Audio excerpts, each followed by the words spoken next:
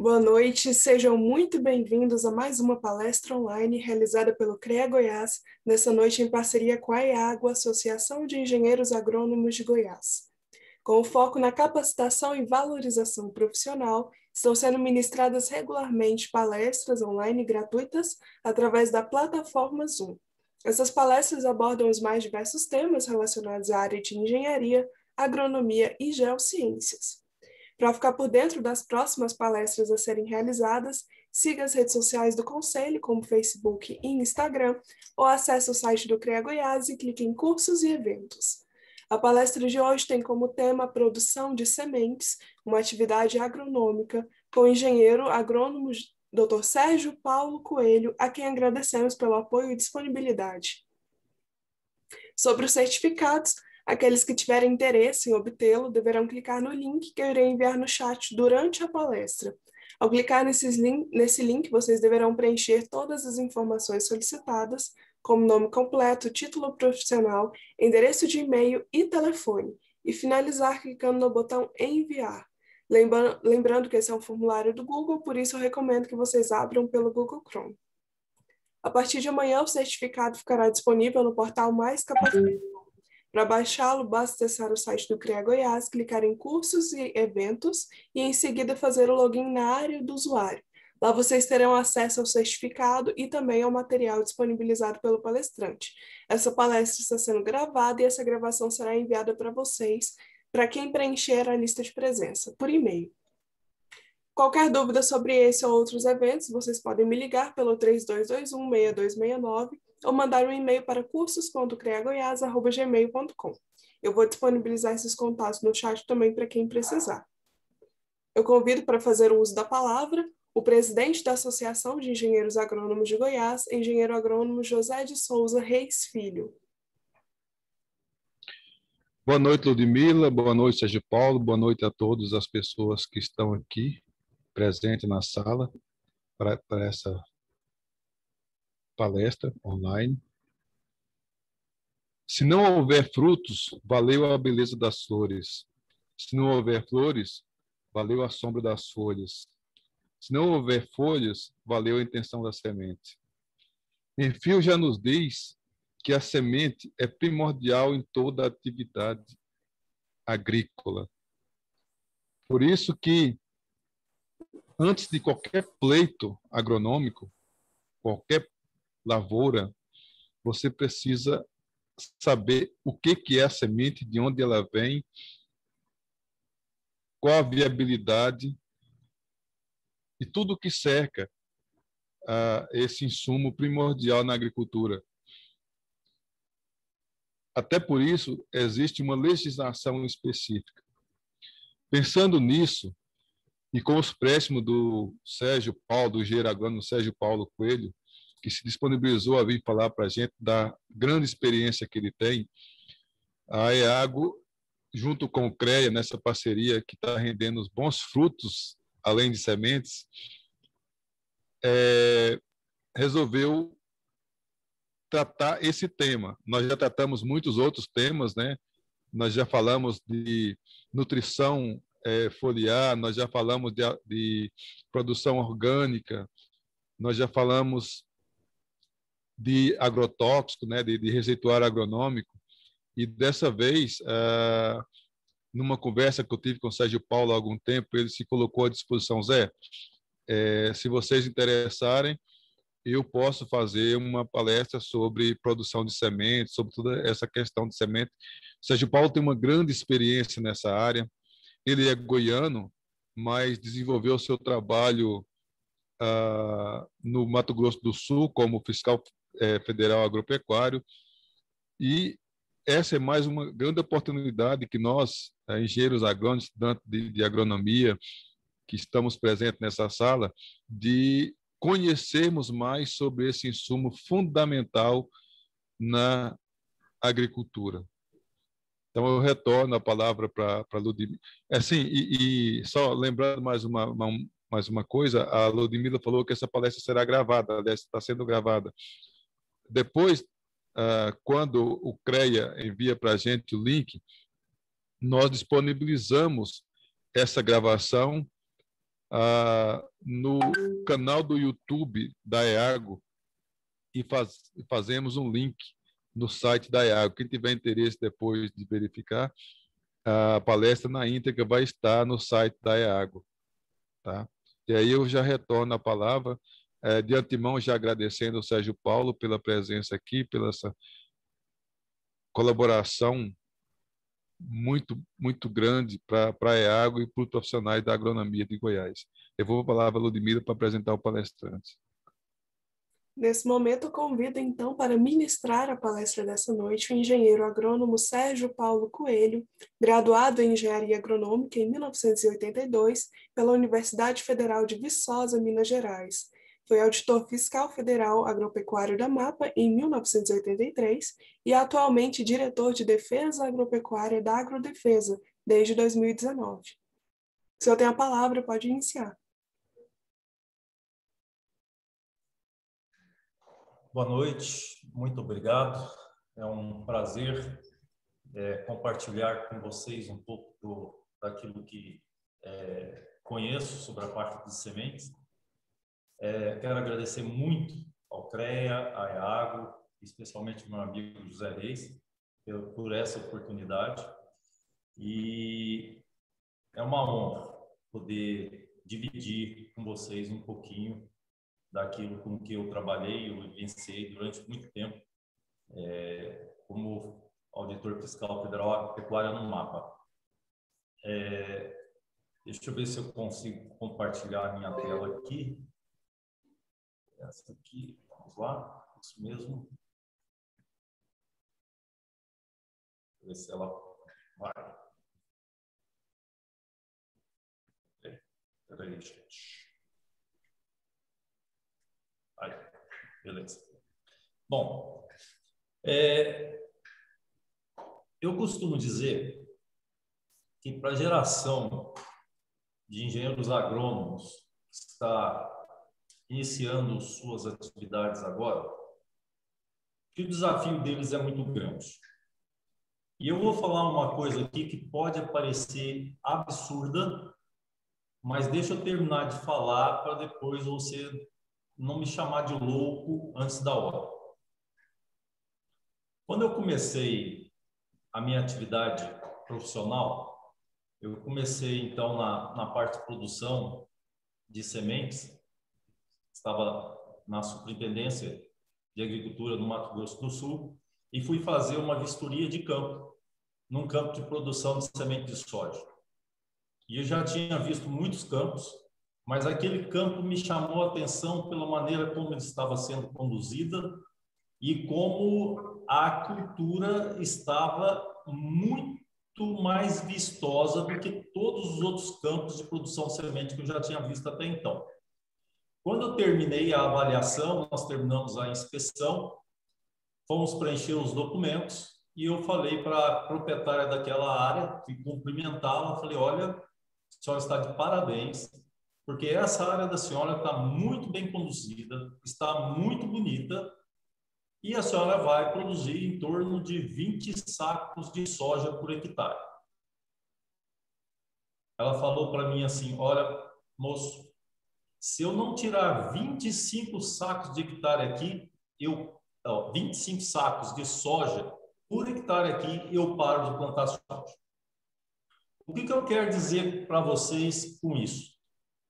É que hoje, quando a gente fala em produtividade de soja, nós estamos falando 70, 75 e tem gente que já fala em 90 sacos de soja por hectare. A minha geração, elevou a produtividade da soja de 20 sacos, 25 sacos de soja por hectare para 75.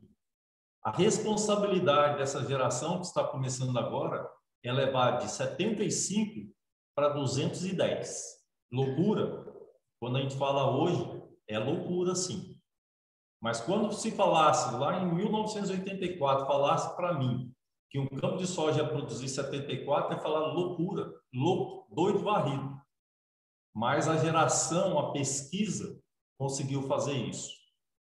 E outra coisa assim que depois que você começa a desenvolver suas atividades, você percebe, por exemplo, quando você está na escola, te ensino a plantar soja, a plantar milho, cana, a cuidar de boi, a cuidar de suíno e a desenvolver todas as técnicas agronômicas, mas na faculdade ninguém me falou que para todas as nossas atividades existem legislações que controlam todas essas atividades, que disciplinam, estabelecem normas para a prática de todas essas atividades.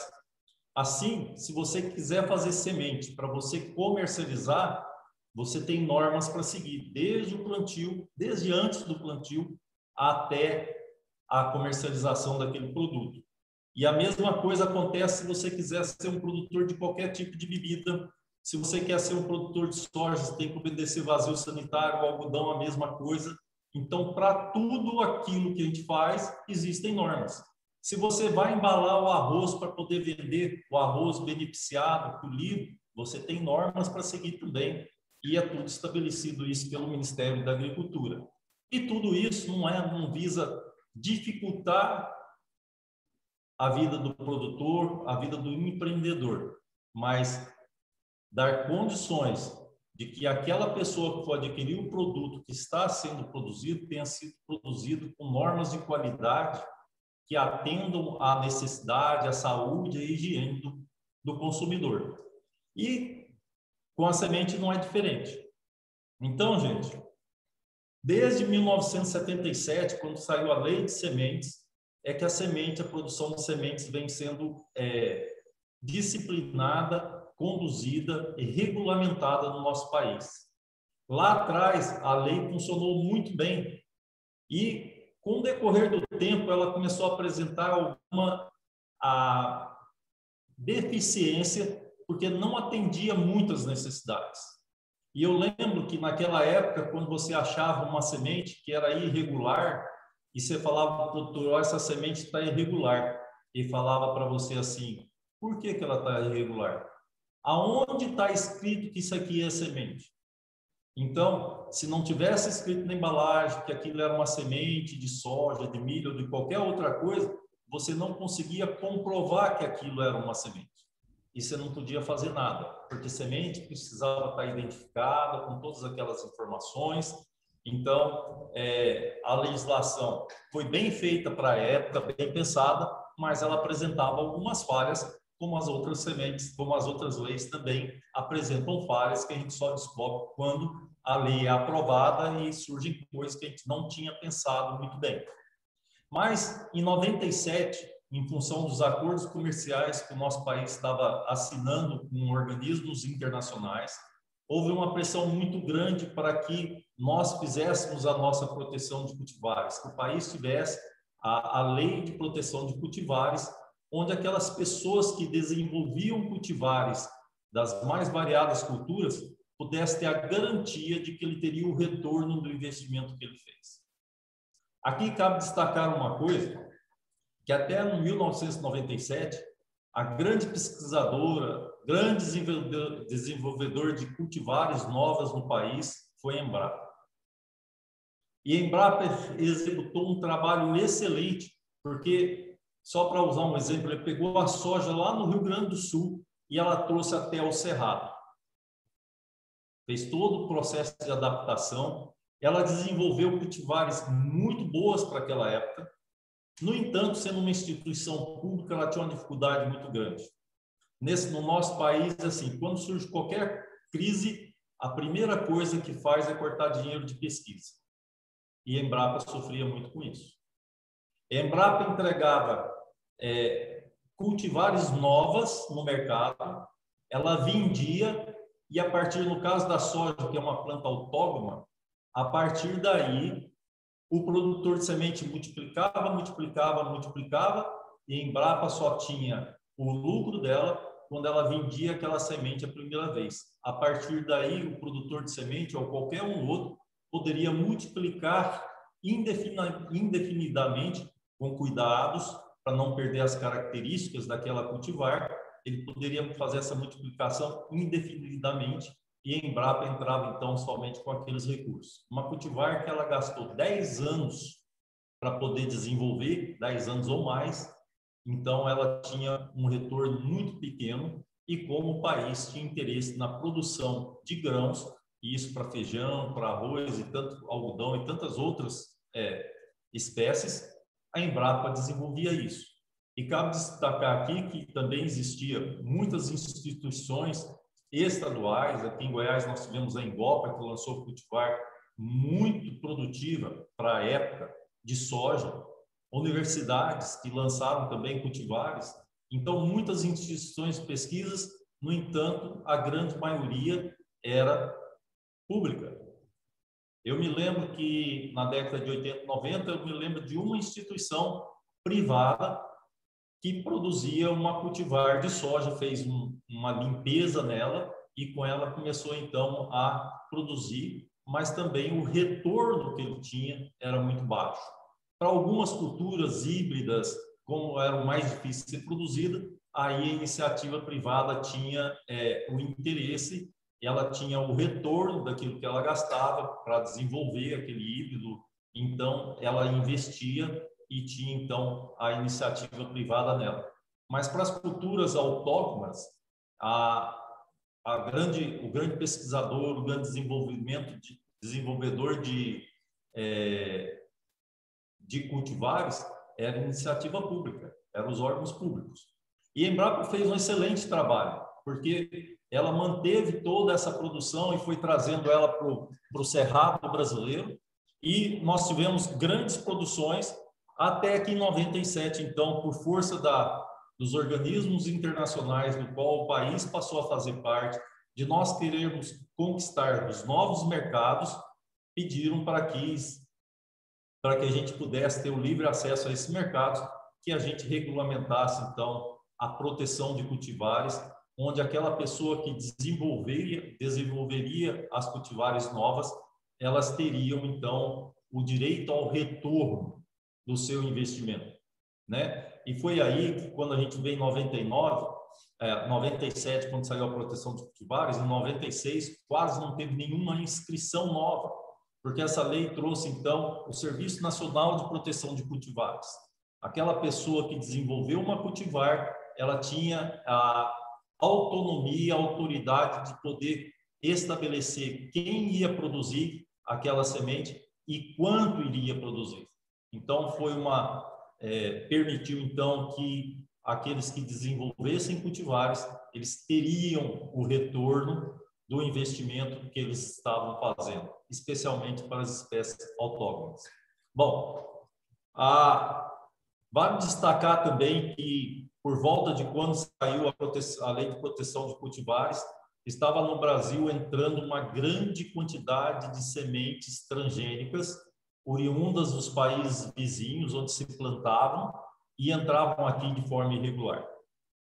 A autorização do plantio de transgênicos estava sendo avaliado pelo governo ainda, existia muitas restrições, muita discussão, e isso foi ficando atrasado, até que um dia um juiz resolveu que ninguém podia plantar, nem instituição de pesquisa, ninguém podia plantar, ia ficar suspensa até que ele decidisse como seria o procedimento dos transgênicos. Mas nesse período em que isso aconteceu, a semente oriunda de campos de produção em outros países, elas entraram no país e aqui elas começaram a ser multiplicadas. Não podia se plantar, mas não existia uma fiscalização em cima disso, e isso disseminou muito, especialmente no sul do país, mas chegou até também aqui no centro-oeste, Mato Grosso do Sul, Goiás e Mato Grosso. Aqui houve um plantio muito grande de cultivares transgênicas que entraram de forma irregular no país e comprometeram muito, dificultaram muito a produção de sementes legais no país. Inclusive, alguns produtores produziam sementes transgênicas disfarçadas como se fosse uma cultivar legal, não transgênica no país. Muito bem. Em 2003, então, saiu uma nova lei de sementes, e essa nova lei de semente, ela trouxe algumas coisas que eu acho que a gente precisa considerar, porque foi muito interessante algumas alguns artigos da lei e do regulamento dessa lei e do decreto. Primeira coisa, ela trouxe da lei anterior a definição de comércio. A definição de comércio não é só o ato de você vender, emitir a nota fiscal, vender a semente. Ela é muito mais ampla do que isso. O comércio semente é anunciar, expor à venda, ofertar, vender, consignar, reembalar, importar e exportar. Então, é uma coisa muito ampla. E depois eu vou dizer para vocês que essa definição permitiu muito o combate à pirataria de sementes lá na frente, nos anos de 2006, 2007, quando a coisa estava muito disseminada. Esse artigo que está na lei, ela foi importantíssimo quando ela definiu o comércio com todas essas atividades: ofertar, anunciar.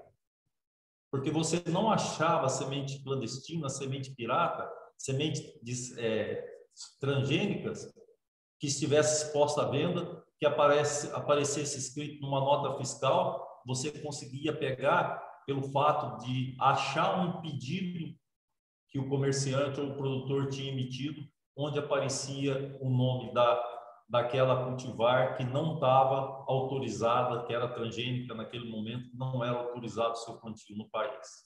Isso trouxe um risco muito grande para a agricultura no país, mas graças a Deus nos salvamos, e depois, então, a coisa começou a ficar mais dentro da legalidade.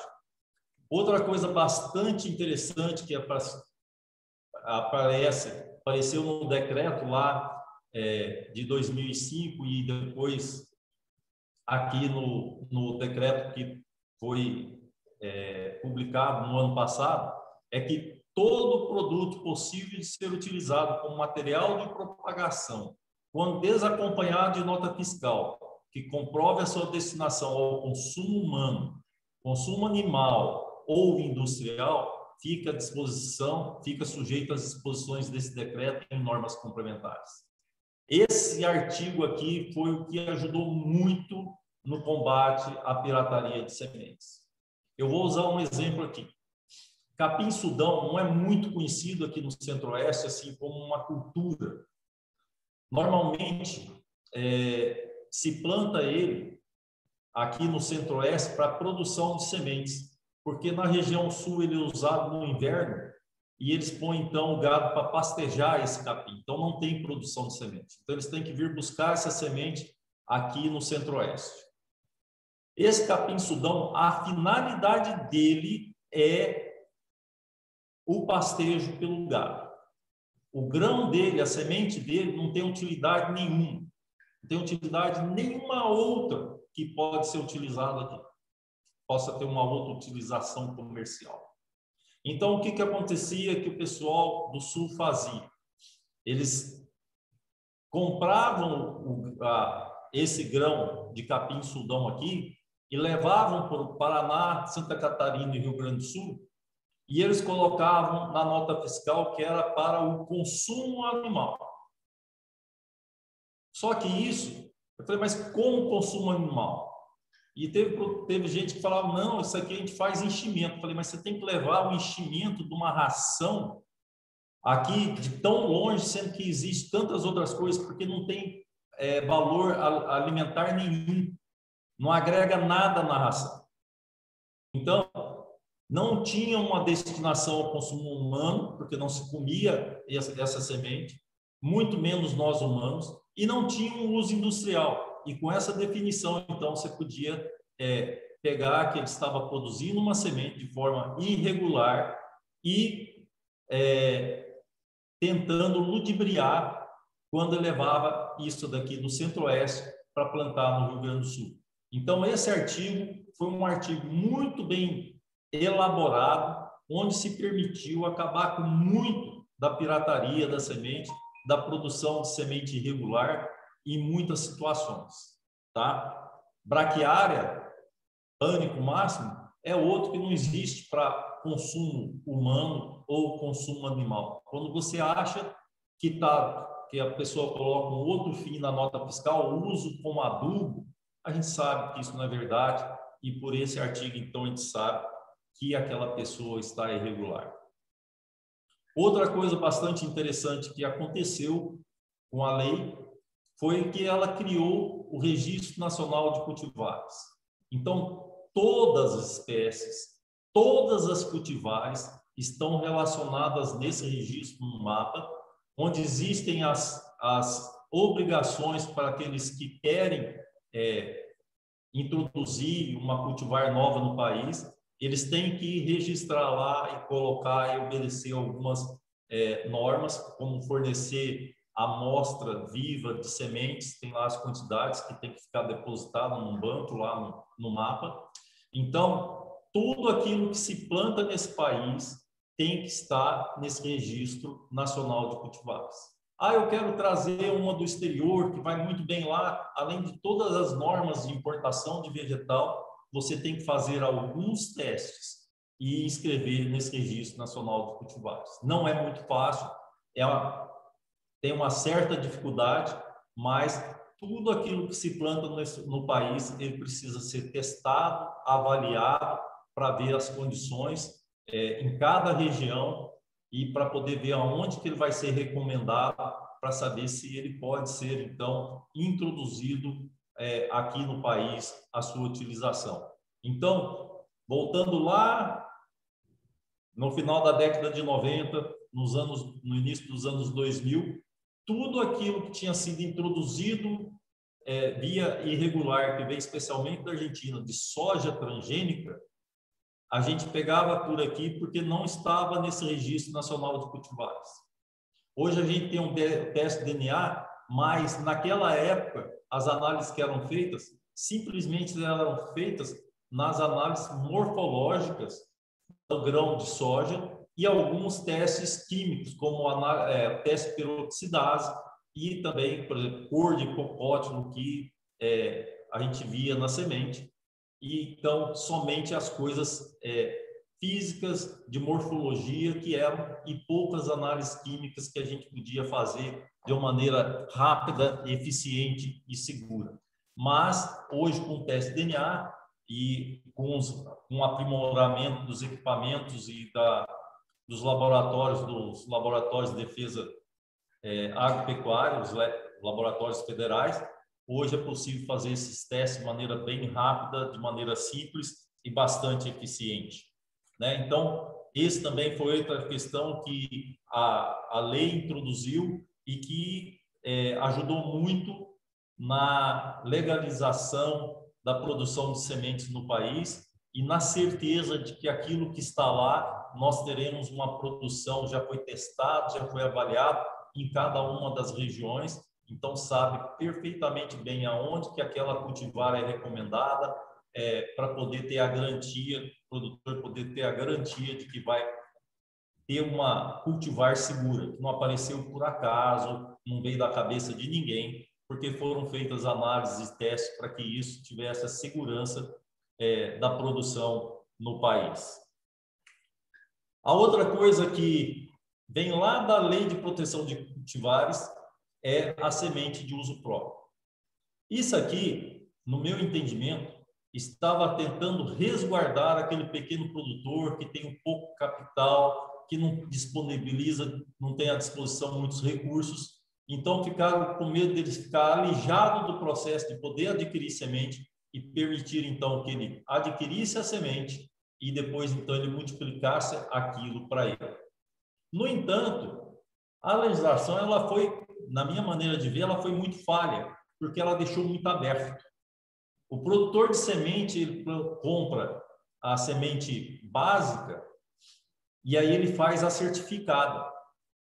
Depois que plantou a certificada C1, ele faz a certificada de segunda geração. O produtor que compra a semente, ele pode multiplicar isso indefinidamente. Não estabeleceu uma quantidade de gerações que ele poderia fazer isso. Pensando no pequeno, naquele que não teria condições nenhuma, ficou muito aberto. não estabeleceu também que seria isso para o pequeno e que o pequeno poderia ter quantos modos rurais ou quantos hectares ou qualquer coisa nesse sentido. Ficou aberto. E aí viu-se o problema que estava todo mundo tentando multiplicar indefinidamente de forma bastante, em quantidades muito superiores à necessidade do que ele necessitaria para plantar. A lei de sementes tentou corrigir. E a lei tentou corrigir estabelecendo alguns parâmetros. Por exemplo, ele só pode reservar a semente para o uso próprio para a safra seguinte. Então, ele só pode fazer semente de uso próprio na sua área. O beneficiamento, todo o processo tem que ser na sua propriedade. Mas não estabeleceu, então, uma quantidade, um tamanho de área, ficou muito liberado. E isso hoje traz grandes problemas, porque tem produtor que tem tecnologia, ele consegue manter uma refrigeração, ele consegue fazer para toda a área dele, numa quantidade muito maior a que ele precisa, e hoje, no decreto, que agora saiu em 2020, tem-se a possibilidade de limitar a quantidade até um X a mais daquilo que ele tem para uma eventual perda de germinação ou qualquer outro problema que tenha com a semente, para ele poder ter uma reserva. Mas isso aqui ficou muito aberto. E aí você vai falar para mim assim, Sérgio Paulo, você está defendendo então as multinacionais, são as produtoras. Não, não estou defendendo. Eu acho que precisa ter, só que eu acho que precisa ter critérios bem estabelecidos, porque é o seguinte, lembra quando eu falei lá que a produção de um campo de semente de soja, que eu achava que ia dar 20 sacos de soja por hectare, e a proprietária falou que ia dar 25, o que aconteceu? Com a pesquisa, com o desenvolvimento da pesquisa, hoje nós estamos em 70, 75. Então, se o produtor não comprar a semente da produtor de semente, da produtora legalizada de semente, ficar multiplicando a dele, sempre ter, nunca comprar, as obtentoras de cultivares não vão ter o retorno para seus cultivares e vão deixar de investir em pesquisa. Porque, que nem eu disse para vocês, nós vamos ter que chegar a 200 sacos de hectare lá na frente. 200 sacos de soja por hectare lá na frente. Então, tem que ter a semente de uso próprio, só que ela precisa estabelecer limites bem definidos para que a pesquisa possa recuperar o dinheiro que ela está investindo na produção de novas cultivares, cultivares mais produtivas, cultivares resistentes a pragas e doenças, cultivares que aproveitem melhor a luminosidade, que dê um retorno bem grande para aquele que quer plantar, né? Bom, e aonde entra então a parte do engenheiro agrônomo? O engenheiro agrônomo vai acompanhar toda a fase de produção da semente, desde o plantio até a comercialização do produto, tá? Então, se a pessoa é um produtor de semente, ela precisa do engenheiro agrônomo para acompanhar todo o sistema produtivo, toda a parte produtiva, inclusive a parte de industrialização, que é o beneficiamento e a armazenagem dessa semente. Então, na produção, no beneficiamento, porque existe aquela figura da pessoa que só beneficia sementes para terceiros. Ele não é um produtor de sementes, mas ele é um beneficiador. Então, ele pode fazer isso, ele precisa de um responsável técnico para acompanhar essa atividade.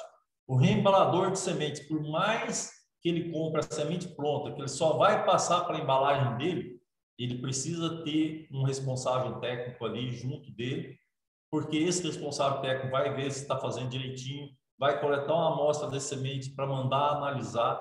Então, tudo isso feito pelo engenheiro agrônomo. O armazenamento, a mesma coisa, na análise, mais ainda, e na certificação. Então, todo laboratório de análise de sementes precisa de ter um engenheiro agrônomo, um responsável técnico para acompanhar cada etapa das análises de semente. E as entidades de certificação também necessitam de ter um engenheiro agrônomo. Então, a área para o engenheiro agrônomo na produção de sementes, existem várias, e todas elas muito necessárias, muito importantes, o acompanhamento, então, do responsável técnico, aquele engenheiro agrônomo que acompanhará cada etapa da produção de sementes. Bom, aí você pergunta para mim, Sérgio Paulo, quais são as razões que existe tanta pirataria de semente? Se a semente que as indústrias de sementes, que as obtentoras de cultivares produzem, elas são excelentes e têm contribuído tanto para a elevação da produtividade e do ganho do produtor rural. A primeira coisa que eu costumo dizer é que é o alto custo da semente. Mas aí você vai falar assim para mim, mas Sérgio Paulo, tem que custar nesse preço, porque senão não tem um retorno. Eu não estou falando que ela é cara, que o custo dela é alto, nada disso. Eu estou falando que, muitas vezes, o valor dela é muito alto comparado quando você vê o valor de um saco daquela cultura. Tem sementes que são muito caras. Ela não vale, não estou falando que ela não vale, que ela não tem ali tecnologia para poder justificar aquele preço, mas eu estou falando que ela é muito alta. E muitas vezes o produtor fala, nossa, tão cara, se eu pegar aqui, eu uso aqui muito, e é só por uma questão de exemplo, gente, milho híbrido. A semente milho híbrido, ela é cara. E eu não sei como, mas tem alguns produtores que conseguem descobrir que se ele hibridar, pegar 2 híbridos e misturar, ele consegue uma semente barata e com alta produtividade na geração seguinte. E aí a gente vê essas pessoas que crescem os olhos e falam, nossa, custa mais de 10 vezes o valor do que um saco de grão. Se eu vender pelo dobro do preço, já estou ganhando. E aí ele cresce os olhos e vai querer fazer a semente pirata e vai querer vender. Não estou falando que a semente não vale aquele valor, gente, por favor. Mas estou dizendo que o alto custo da semente, ela estimula a pirataria, porque a pessoa vê que ela pode ganhar o dobro com uma certa dificuldade de produção, não vai produzir tanta quanto a outra, mas vai ficar mais barata e ele vai achar que vai valer a pena. Então vai ter aquele que acha que vale a pena produzir e aquele que acha que vale a pena comprar para poder plantar. Outras culturas é a facilidade na produção das sementes. Soja, por exemplo. Se eu tiver como armazenar, produzir uma semente de soja não é difícil. Então a pessoa se sente atraída a fazer isso. Ah, vou produzir para mim, mas produzo uma quantidade tão grande. Então, se eu produzir para mim uma quantidade maior, eu posso vender. Eu vendo mais barato, mas estou ganhando mais que se eu estivesse vendendo grão, né? E também por conta de muito produtor de semente irresponsável. A gente sabe, por exemplo, eu uso muito exemplo de soja, gente, porque foi o que eu mais trabalhei e que dá um certo trabalho de se obter essa semente, porque ela é uma semente frágil, uma semente que perde a germinação muito fácil. O produtor de semente usou toda a tecnologia dele, adquiriu a semente, preparou tudo. O campo está muito bonito, a produção vai ser muito boa, mas um dia antes dele colher, choveu em cima, aquela semente de soja vai perder a qualidade. E às vezes ele perde todos os campos que ele tem de uma determinada cultivar. Mas ele tinha vendido semente para um cliente dele e no campo de semente do cliente dele não choveu. O campo está bonito, está pronto para produzir, está ali pronto para ser colhido. Ele vai lá, oferece um bônus para essa pessoa e traz, e aí aquela semente que não estava inscrito como semente, ele traz, e aquele produtor fica satisfeito porque está vendendo o grão dele mais caro do que ele receberia na indústria, mas o produtor de semente está falando para ele, olha, é fácil de fazer, qualquer um faz, e pega de qualquer um e faz. Então, tem muito produtor de semente que é irresponsável, que usa isso, e aí denigra a qualidade do produto que ele mesmo produz, que ele poderia ganhar muito mais se ele não usasse desse expediente. Então, razões para a pirataria de sementes, eu destacaria essas aqui, existem outras, mas destacaria isso aqui. Sem contar o risco, porque o produtor de semente, ele está lá, você conhece a indústria dele, você sabe, conhece toda a estrutura que ele tem. O pirata de semente, você não tem ideia de onde ele está produzindo. Você não tem ideia de onde ele está pegando essa semente. E aí existe muito gato por lá. E a gente sabe que a pessoa, quando faz uma coisa e ela conseguiu uma alta produtividade, ela conta para todo mundo. Mas quando ele fez uma atrapalhada que deu errado, ele fica caladinho e não fala nada para ninguém ficar sabendo a barca furada que ele entrou. Então, tem muito. E no início dos anos 2000 existia um gráfico que mostrava a taxa de utilização de sementes legais e sementes piratas. E eu lembro que nesse mapa, os dois estados que se destacavam pela produção de sementes piratas eram o Rio Grande do Sul e o Mato Grosso do Sul. E quando se via a produtividade média dos estados na produção de soja, eram as duas menores índices de produtividade que se tinha quando comparava os estados. Se não me engano, a Bahia também era muito grande. Mas eram os dois estados onde a pirataria de semente tinha uma maior penetração, mas a produtividade era menor do que nos outros estados. É lógico que para a produtividade tem um monte de coisa envolvida, mas era muito coincidência que não fosse, é lógico que não era só o uso da semente pirata, mas o uso da semente pirata contribuía muito para que a produtividade do estado fosse muito baixa. E aí eu falo para vocês, quais são os cuidados que você deve ter ao adquirir a semente? Então, observe as garantias que estão nas etiquetas, tá? Observe bem para ver se é aquilo que você quer. É lógico que ali na etiqueta que está na embalagem pode ter a garantia mínima. E aí, então, é interessante você pedir o certificado, o atestado de garantia da semente, porque ali vem a germinação real, ali vem a pureza real, tá? Solicita, se você tiver oportunidade, um boletim de análise. Eu trabalhei muito, além de soja, o que eu mais trabalhei foi sementes forrageiras de clima tropical, especialmente braquiárias e os pânicos. O limite tolerado na legislação para sementes de ervas daninhas, nas sementes de forrageiras de clima tropical, é alto. Então, pede para ver o boletim, para você ver quantas sementes de erva daninha que está tendo ali naquela amostra que foi analisada. Ele não vai mostrar isso na etiqueta da embalagem, ele não vai mostrar isso no seu termo de conformidade, porque são no atestado de garantia, porque não é exigido pela legislação. Mas peça para ele, deixa eu ver o boletim, como é que está? Pede para ver. Semente forrageira, especialmente braquiária e pânico, o objetivo não é o grão, o objetivo é o capim, é a folha para o boi poder, o gado poder pastejar. Então, o que acontece? A soja, o milho, quando amadurece, eles amadurecem tudo de uma vez, fica pronto para colher ao mesmo tempo.